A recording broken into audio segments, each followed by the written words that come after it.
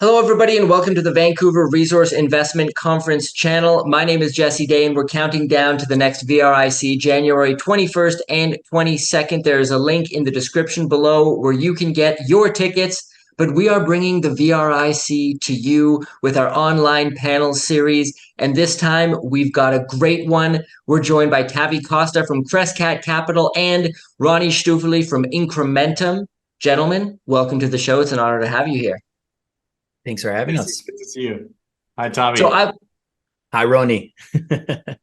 I want to dive into the possibility of a recession and how commodities will perform in that scenario today. So let's start with hearing both of your views on the general economy. Most people I interview think we are headed for a recession. What are your thoughts? And if a recession is inevitable, how bad could it be? I'll start with you, Ronnie. Well, I'm not sure, Jesse, if the market now really discounts a recession anymore. I think we moved from mild recession to hard recession, and now we're like in the Goldilocks soft landing camp. And it's from my point of view. I mean, I forecasted at the beginning of the year that it's going to be quite a roller coaster, so that markets will basically experience alternating regimes from Goldilocks to stagflation back to GDP slowdown. So it's definitely a year for traders. It's a year of false starts, of sudden stops, and of U-turns, and actually of bear market rallies, like as we're experiencing right now, and especially in the tech space. So from my point of view, the recession is inevitable, clearly. But on the other hand, I think for the time being, if you have a look at GDP now, for example, it's 5.9%. So I think we should not forget, and this is something that we wrote about in the 2020 report that was called Monetary Climate Change, where we said, well, actually, fiscal dominance is what we should focus on. And I think, if you have a look at, the time sensitivity of money printing, fiscal deficits is having a very quick and strong impact on the economy and on inflation, while the credit tightening is happening much slower. So from my point of view, the longer we are in this kind of Goldilocks scenario, which gives the Federal Reserve, some sort of leeway to stay hawkish and to continue raising rates, although at a slower pace, I think the worse it will get. And I think, it's pretty obvious that we're late cycle. I posted a chart today from the Mad King, and it showed that each G7 nation, along with China, Australia, and all of Europe, has a contracting PMI.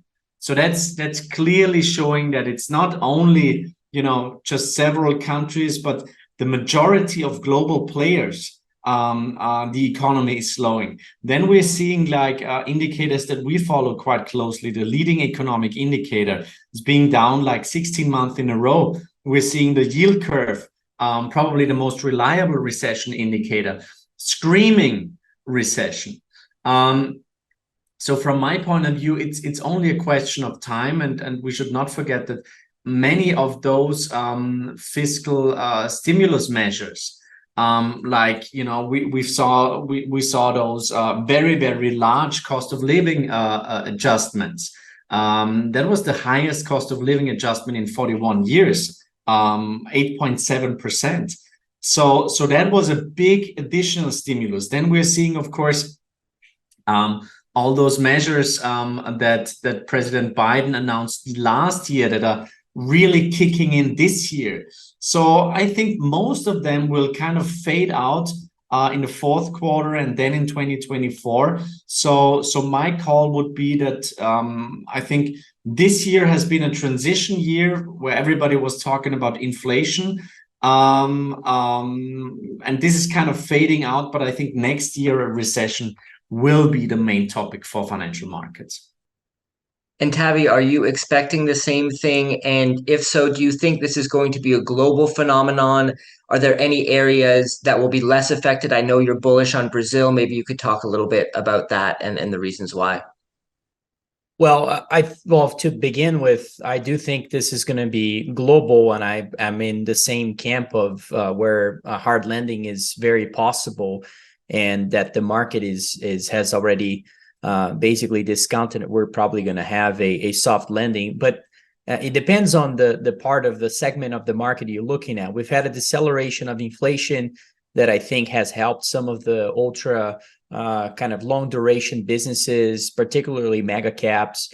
But if you look at other parts of the market, even the non-profitable technology businesses and the companies that have to roll their debt very soon, which has been the focus of Crescat on the short side, those have been actually been very impacted by this macro environment. The lagging effects of the monetary policy are still in the works. And if you read the manufacturing surveys that are coming out, which I suggest everybody to read those as they have those commentaries, things are starting to tighten up. A lot of executives are starting to be worried about the level of interest rate and the sort of squeeze of margins coming from a still very tight labor market and requiring higher wages and salaries, which is obviously causing margins to be reduced. And so the signs of credit tightening are starting to become more and more evident. And you can see that in junk bond yields being as high as they are. You can see mortgage rates is starting to be at levels that we haven't seen in decades. And that squeezes as well a lot of the consumer spending. And I would point out something that Ronnie said, which is the yield curve inversion problem is very different than 08 and 2000s. I mean, we're seeing one of the largest percentage of yield curve inversions in the overall treasury curve, despite the fact that all yields have been rising. It hasn't been really driven by long-term yields falling and short-term rates staying higher because the Fed has been tightening. No, every single yield has been basically in an upper trajectory. And at the same time, what I think it's a bigger structural problem is the twin deficit that we're facing in the U.S. And so the U.S. economy is facing, a fiscal deficit along with a current account deficit, and that only compounds the debt problem in a much more accelerated pace. And so what you tend to see in periods like this then is now the Treasury has to issue debt at a also faster pace. And so at a time when the Fed is doing QT, banks are in trouble, and you have most financial institutions outside of the U.S. saying that they don't want to be buyers of those instruments as much as they used to a decade ago. So, where we are here, well, no, I think we're, in the process of seeing some signs of inflation starting to bottom. I looked at what's happening here in the U.S. To me, it is very different in the 70s, especially given the fact that we're seeing a wealth gap disparity that we didn't see back during those times. We saw that during other populist periods like the 30s and the 40s. And when you have that with elevated cost, what you see in general is a wage price a spiral, but not really broad like we saw in the 70s, a lot more focus in lower income folks. And this is very similar to what we tend to see in emerging markets. And I'll get to Brazil later, but that type of dynamic is what creates also intervention from governments to run larger social programs, which exacerbates the inflation problem. I mean, it's an issue. And another thing that I've been noting that I think will continue to be a bigger topic, now I think people really been talking about this whole idea of deglobalization, reshoring and all that. But one thing that I think it's not in everyone's minds yet is this, in my view, it's a undersupply of housing and in the US, especially in other developed economies, that's been causing such a strong real estate market in the residential side. And the only way to fix that is building more homes. I don't think there's a way to fix this outside of offering even subsidies to home builders and all. And that's not my call. I do think that governments will need to get some sort of intervention in order to promote those businesses. The same way energy companies have not been producing energy, it's the same thing happening in the housing market. The backlogs, if you look at home builders, they're not building as much as you would expect them to build. And all of that, it comes full circle with commodities, because at some point, this is very stagflationary at its nature. And as we see the building demands and so forth for materials and all that, at some point it creates also the upper pressure on commodity prices to rise. Lumber prices, copper, nickel, cobalt, and so forth, all sorts of commodities start being pressure higher. So this is very, very different than 08 and early 2000s. I would caution even looking at the 70s, but the 70s, as far as the market behavior, is a lot more similar. And I think a stagflationary environment, as Ronnie said, is very much in the cards. It could be a hard landing. Obviously, if we'd have a hard landing, it would have an impact potentially on inflation at some point. But first, we need to see that. And so, I'm in the camp that inflation could reaccelerate here in the near term. And as we see that, things could actually decelerate on the economy side as we see a stagflation really developing. And then, markets could get in trouble and other things. And I think there will be opportunities also on the long side. So sorry for the long answer, but that's really my assessment of what's going on. Well, depending on how severe this recession is, you have people like Jim Rogers, Robert Kiyosaki saying this crash is going to be the biggest ever seen in their lifetimes. Could that not impact commodities demand, particularly energy? A lot of people are pointing to the energy sector in the face of a very deep recession and broader market crash that we're going to see greatly reduced demand for oil, as well as people saying copper for electrification and some other industrial commodities as well. So how will commodities hold up in an extreme recession? Ronnie, I'll go to you. Well, if you could show that one chart, because we crunched the numbers for that's slide 14, Jesse. We crunched the numbers because one of the main takeaways of this year's Ingold We Trust report that was called Showdown was that we're clearly in the recession camp, and we wrote a whole chapter why we think that a recession is going to happen sooner or later. And let's face it, a recession is not the end of the world. It is something normal in a business cycle, as it's called. But of course, politicians don't really enjoy being blamed for recessions, especially, we've got elections coming up in the United States. So they will try everything to avoid it. But we crunched the numbers and just had a look at the performance of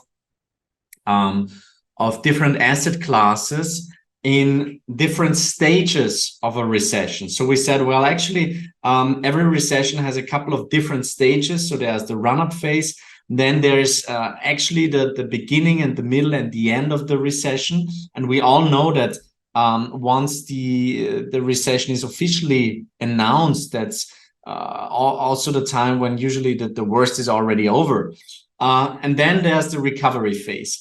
So we crunched the numbers since 1971, and actually the clear message is that gold is a pretty reliable recession hedge.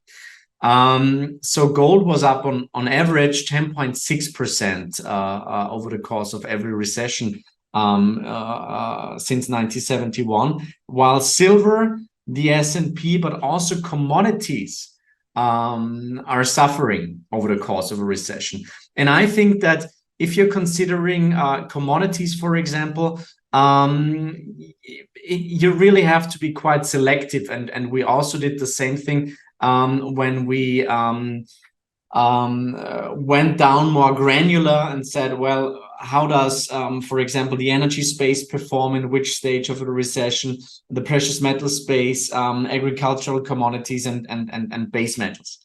Now, if we have a look at the current setup in commodity markets, I would say that, energy is holding up pretty well, despite the recessionary forces.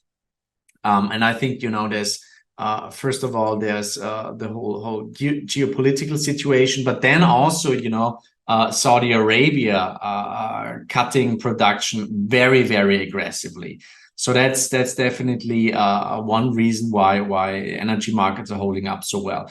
But when it comes to more economic sensitive sectors, especially base metals, I think that they're already kind of showing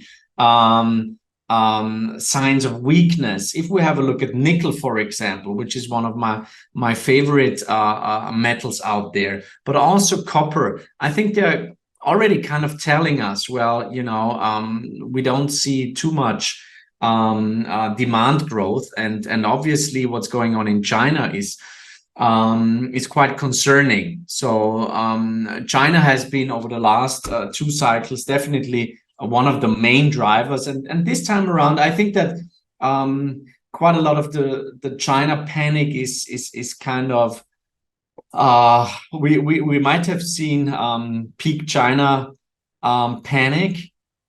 We've had it on the cover of The Economist, and I tweeted out a couple of charts today.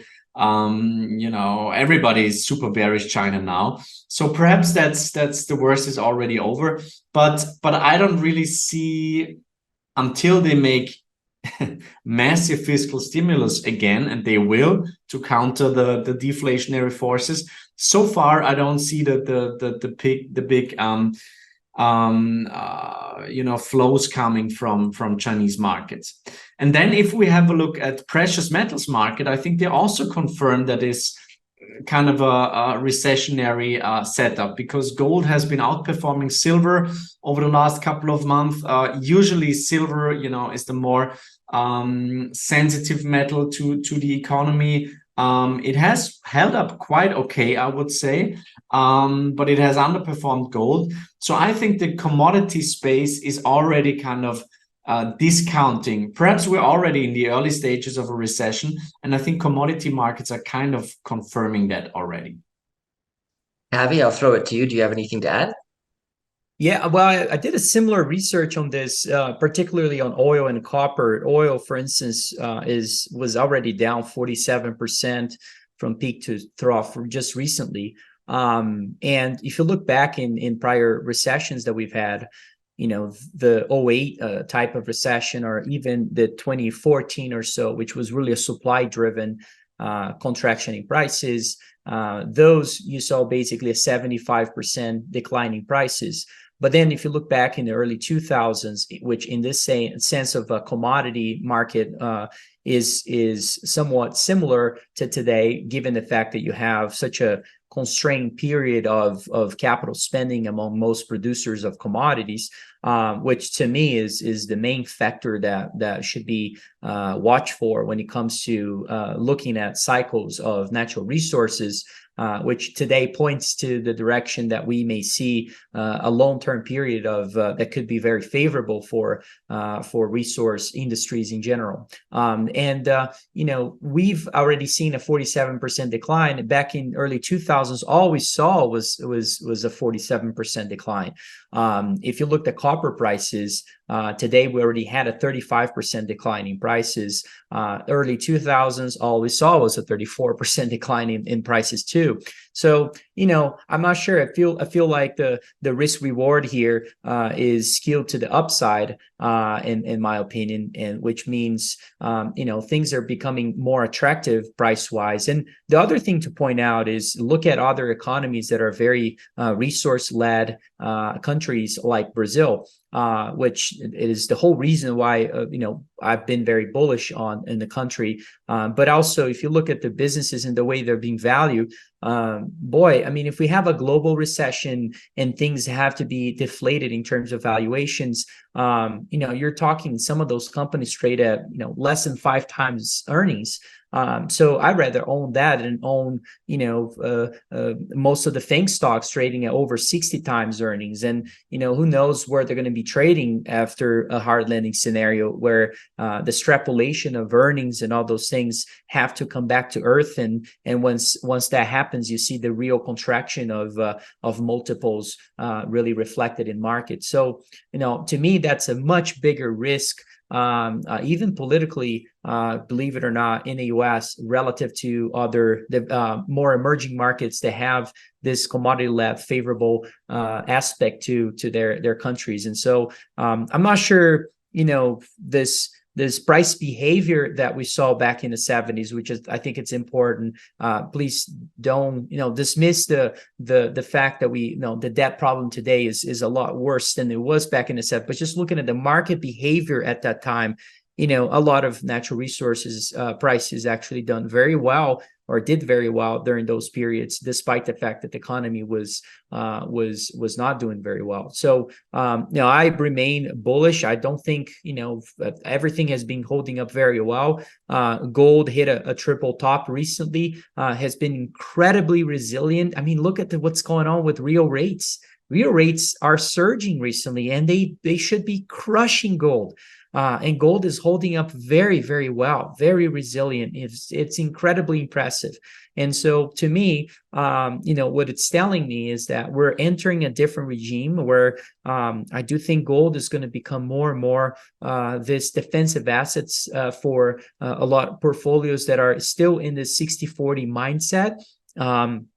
At a period when those valuations for equities and valuations for bonds have been still very expensive, historically speaking. And so gold is going to have to kind of fit into that, and we're already seeing that across central banks. I think central banks are kind of leading the pack in terms of accumulating the asset in order to enhance the quality of their reserves, in order to also prop up the credibility of their monetary systems. And as we see that occurring globally, it's hard to believe gold is not going to lead the way. I've never seen a gold cycle that didn't trigger a commodity cycle. I mean, show me one. I mean, every time gold breaks out to new highs and really has a sustainable rally, when did that not cause commodities to do the same? And so I think that will be the case here, especially when you have the very important aspect of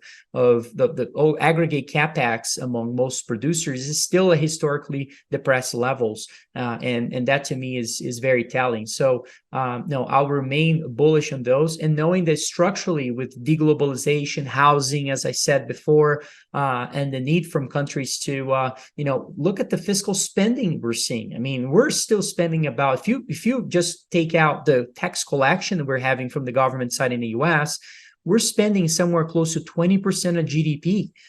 The last time we've seen this is when we were, coming out of very deep recessions like like 08, for instance, and we haven't seen anything yet. So the government is spending like we've never seen before. Social programs are going to become a larger part of the agenda. That's going to reinforce inflation issues. So there's some structural issues really, in my opinion, keeping up as well, along with the supply constraints, will probably keep up a market that will continue to be very favorable for resources. And so, I think a sell-off in any of those, even base metals, given the weakness in the economy, will probably be incredible moments to be a buyer in a window of opportunity.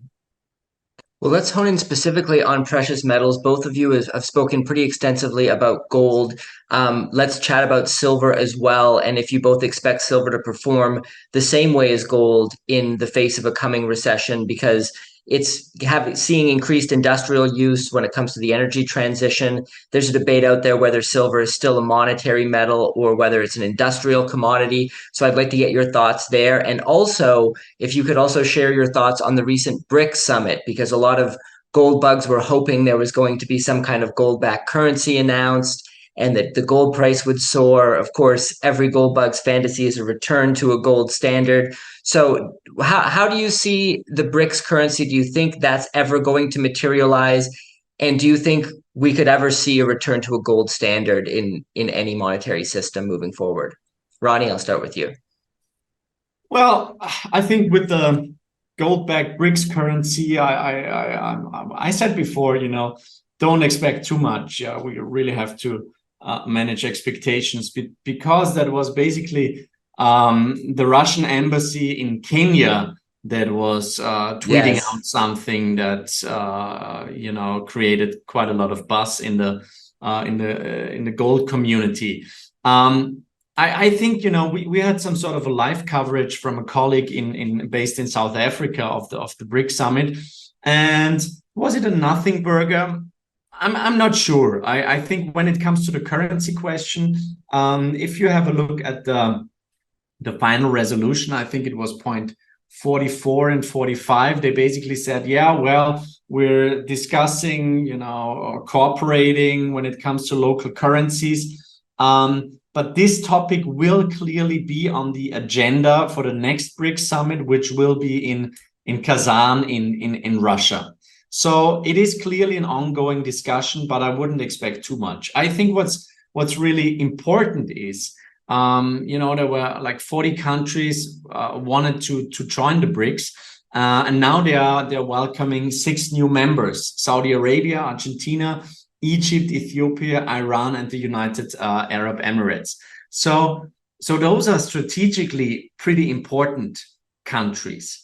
And I think what's really standing out, it could be all about energy, because the kind of the base layer of our globalized financial system is probably not the US dollar, but rather energy and energy flows. So if you have a look at the BRICS now with Saudi Arabia, the Russian Federation, United Arab Emirates, and Iran, this is 50% of global oil exports. So this is really, really significant. And also, I think that's it's just, this strength that emerging markets are showing. That's basically a conflict that has preoccupied us since the Enlightenment or the French Revolution. It's basically the old insistent forces that want to defend the status quo, and then there is the younger progressive forces that want to clean up with the institutions of the past and the cultural heritage and the old. So I think this is a process, this whole de-dollarization, and we're not at the beginning of this process. We are right in the middle, and it clearly has picked up momentum over the last couple of years. I mean, it's no coincidence that last year we saw the highest central bank purchases of gold in history, basically. First half of this year, highest central bank purchases of the last 20 years. So I think that gold is clearly playing a role when it comes to this topic, but it's not all about gold. I think energy might even be more important. And the second part regarding silver, we've got this chart here. It's slide 15 that is showing the performance of silver over the course of recessions. Long story short, it's not very positive, but that doesn't necessarily mean that it cannot be different this time. I think that silver is holding up pretty well so far this year. We always said that silver will not completely decouple from the price of gold. But I think if, and Tavi pointed that out, and I've got another chart on that's on chart, where is it? Chart 6, showing how gold is holding up so well versus soaring real rates. And if Jesse, you would have told me that real rates are at plus 2%, and you would have asked me like 1 year ago, what do you think was the price of gold gonna be in that environment with quickly rising real rates and now really being in positive territory again? I would have said probably 1600, 1700, but I wouldn't have said that we will be trading very close to new all-time highs. So I think that if gold should make new all-time highs this year, which is kind of possible, which would probably go hand in hand with a U-turn by the Federal Reserve, then I think that silver at some point will clearly pick up momentum. For silver, obviously, we've got the whole photovoltaic demand that is now kicking in. We know that on the supply side, it's pretty tight. In general, I would say that if you have a look at warehouses, it seems that the situation in many commodities, also in copper, is pretty tight at the moment. We're significantly below average levels in many industrial commodities and industrial metals. So copper, for example, held at the LME and the COMEX is down nearly 26% since the beginning of the year, and it's way below the averages. So I think, and that's basically also what Tavi said before, I think that for this commodity cycle, we should probably focus less on the demand side and focus a little bit more on the supply side. And we all know that, you know, the CapEx cycle has been really powerful, very, very little investment in new mine supplies. There was a great article at the Mining Journal recently regarding, you know, the average age in the mining space, you know, mining engineers, geologists, and, you know, lots of gray hair. Very, very few young kids studying in that area. So that's another problem. And then probably the lack of capital that is coming into the commodity sector due to ESG policies. I think that's a very, very important driver. So I think, as I've said, let's focus a little bit more on the supply side and less on the demand side. And that's a very, very powerful setup for not only for silver, but also for copper, for nickel, and many other metals. Tavi, your thoughts on a BRICS gold-backed currency? And I know you've been posting some charts on Twitter about silver recently, so would love to hear your thoughts there as well.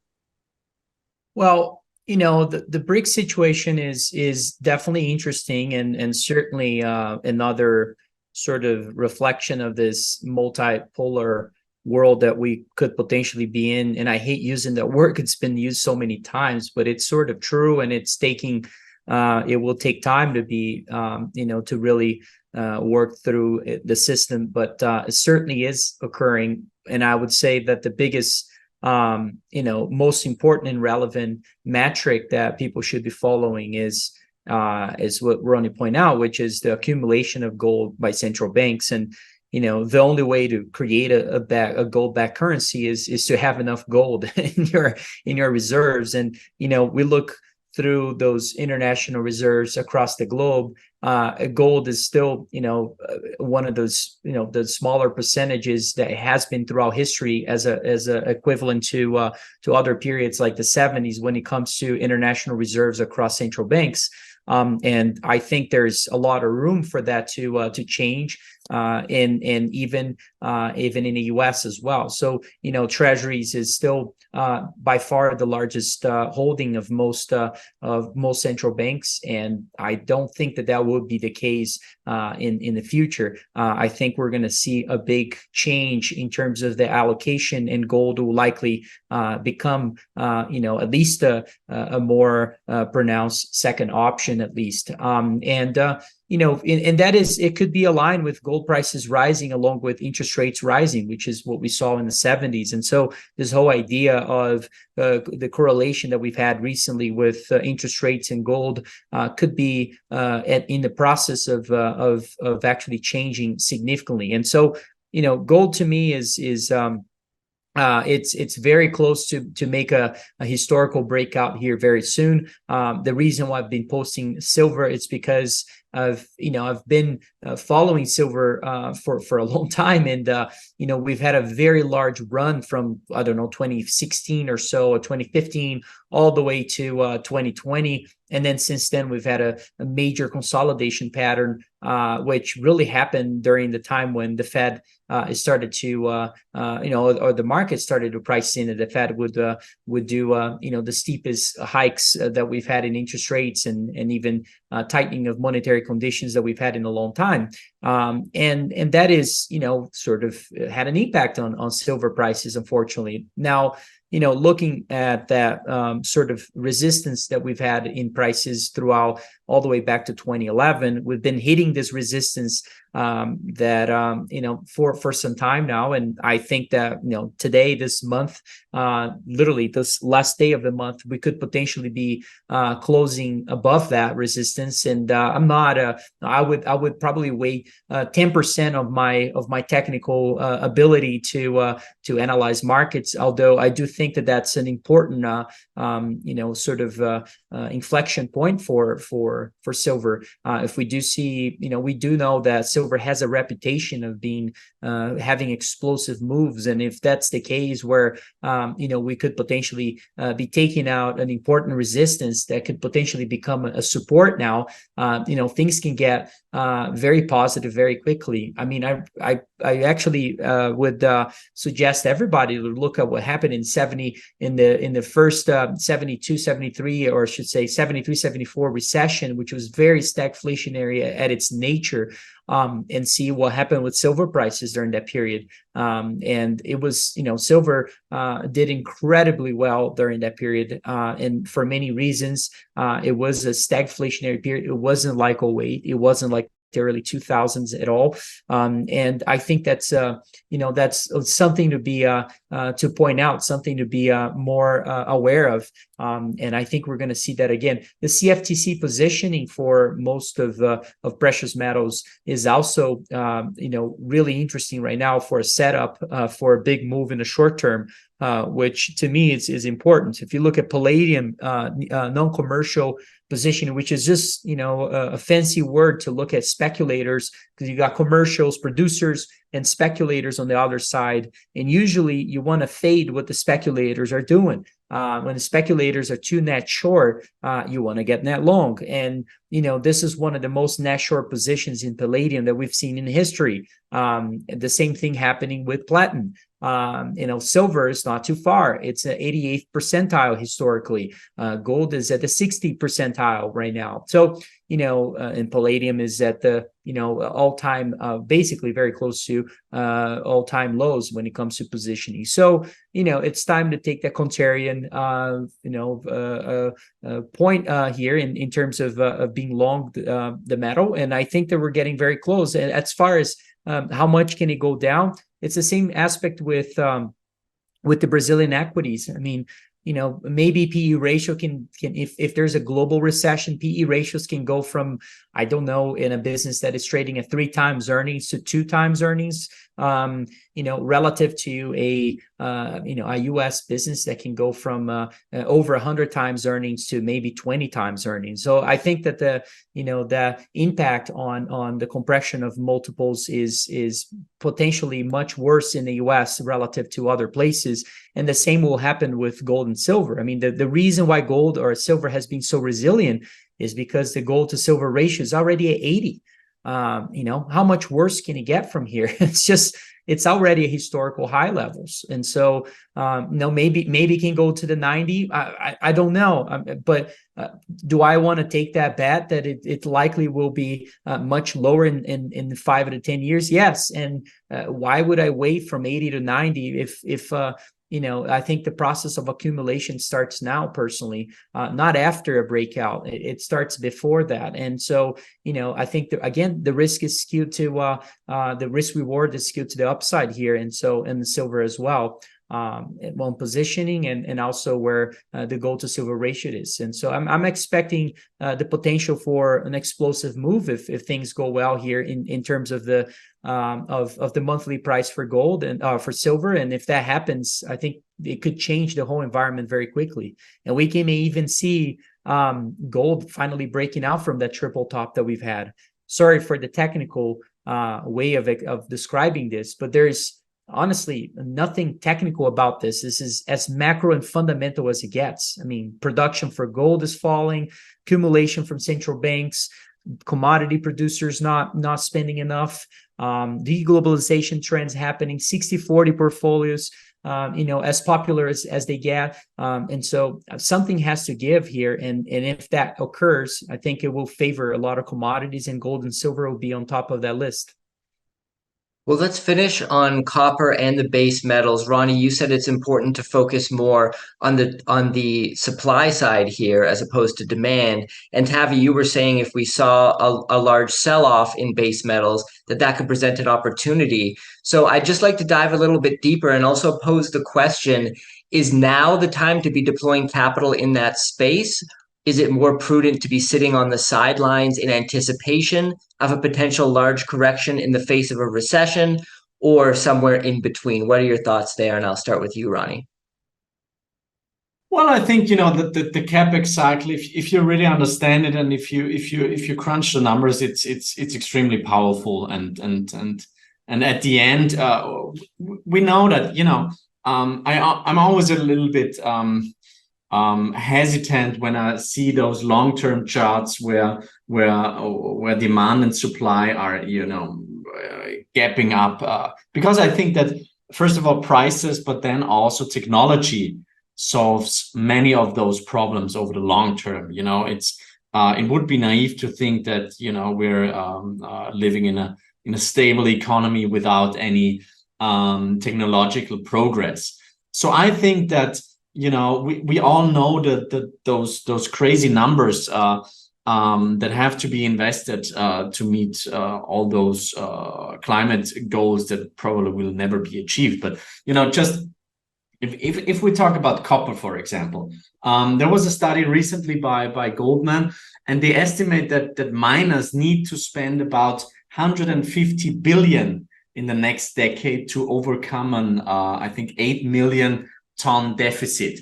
Just for context, the global deficit in 2021 was just 400,000 tons, which was 2% of demand of refined material. So I think in the current really worst case projections, there was another study by S&P Global. We're seeing a shortfall by 2035 equivalent to about 20% of copper consumption. So that's huge. Now, do I already see a big pickup in capex? Not really, but we're seeing it, for example, in the energy space. There's quite a lot happening. Actually, some sort of a turnaround in capex. In the base metals, we don't see it yet. But what I can tell you is that with many miners that I talk to that are in the development stage, they're getting approached by government entities, by state funds now.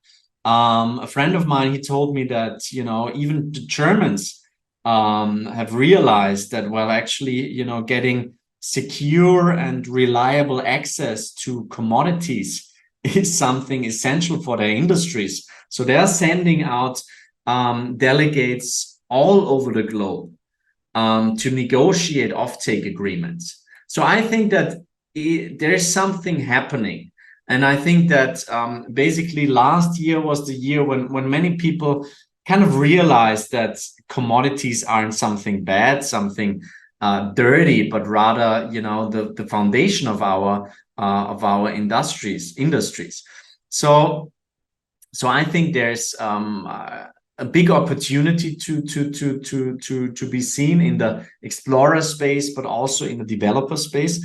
Obviously, if you have a look at the mining space at the moment, producers I'm talking about gold producers, but that stands for same with base metals. They're doing pretty well, producing decent amounts of free cash flow, buying back stocks, paying out dividends. They have become some sort of I won't even say value place. But in the junior space and in the development space, it's tough out there. It's really tough.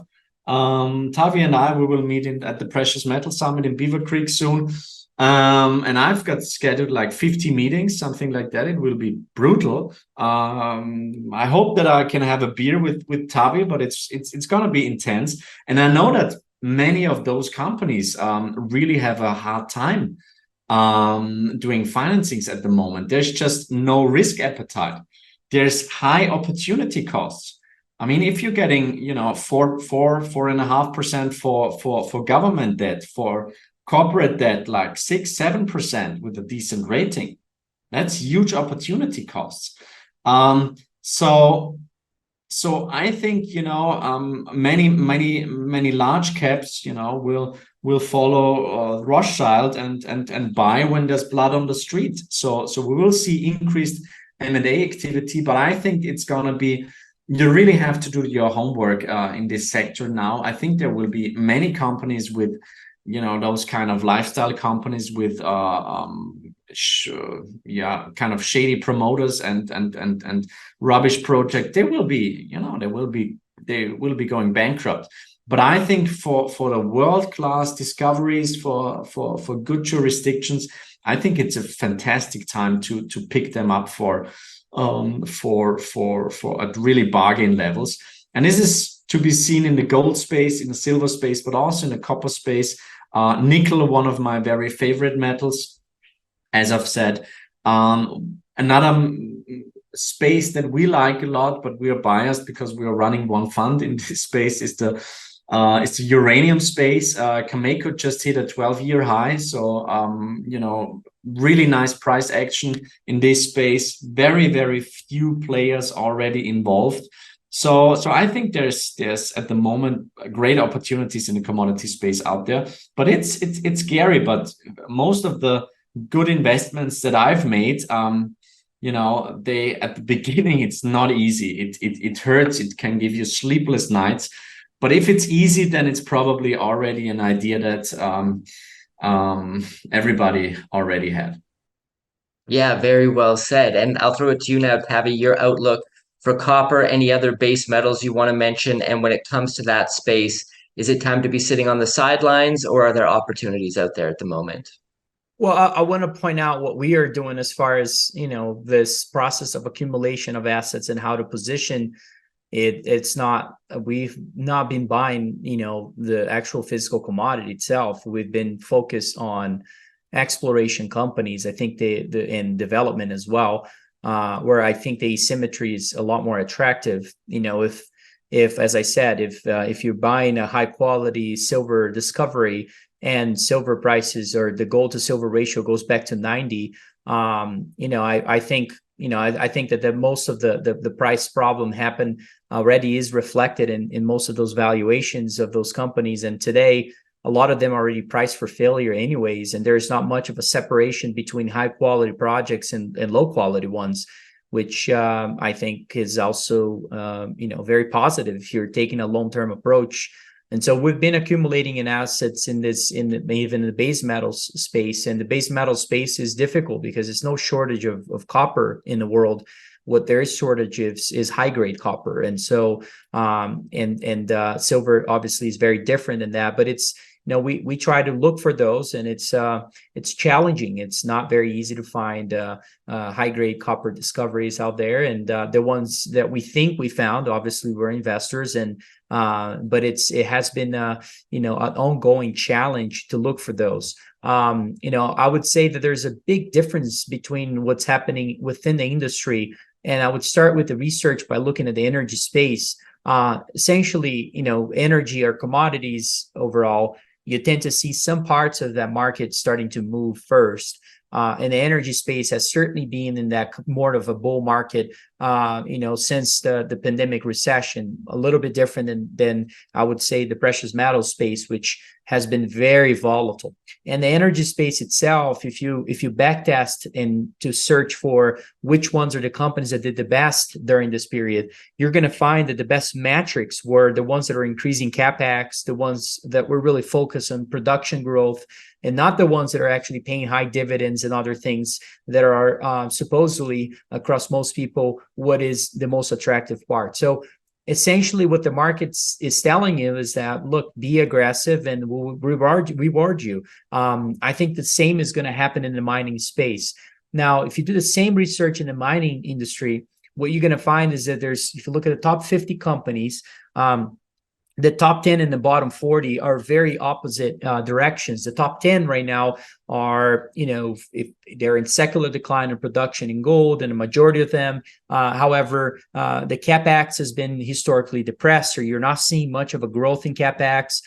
They're still producing, like Ronnie said, they're still producing gold, so their cash flows at gold prices that they are currently are still very attractive. So, the free cash flow, given the CapEx also given a boost on the free cash flow itself, and the gold prices staying at the levels that we're seeing, it's helping those companies to become attractive from a multiple perspective. Now, if you look at the bottom 40, it's a very different scenario, meaning the CapEx is already above, or some of those companies are above the 2011 highs.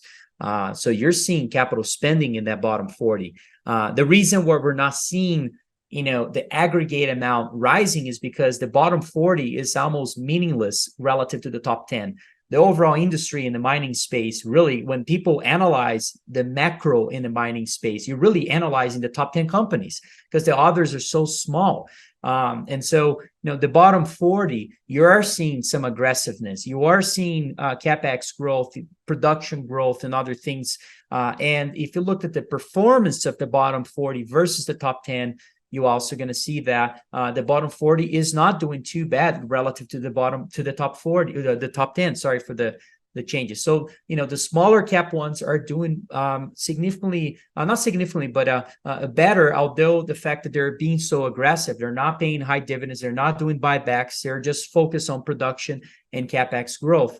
And, to me, that's the market basically telling you, yeah, go be aggressive and do those things that we haven't seen in the last decade or so, which has been, focusing on growth, which majority of the top businesses in the mining space have completely forgotten, and they've been in this conservative mode for a while now. So to me, that's all an important analytical side of the industry. Now the exploration phase is difficult. I mean, the access for capital, as Ronnie was saying, is scarce. The tightening of monetary conditions is having an impact on that as well. The fact that you can get 5% yield on treasury yields today on the short term, it's relatively attractive for a lot of folks. They are putting money into that. They're forgetting the need for materials in the future. So we're seeing some difficulties for those companies to raise money.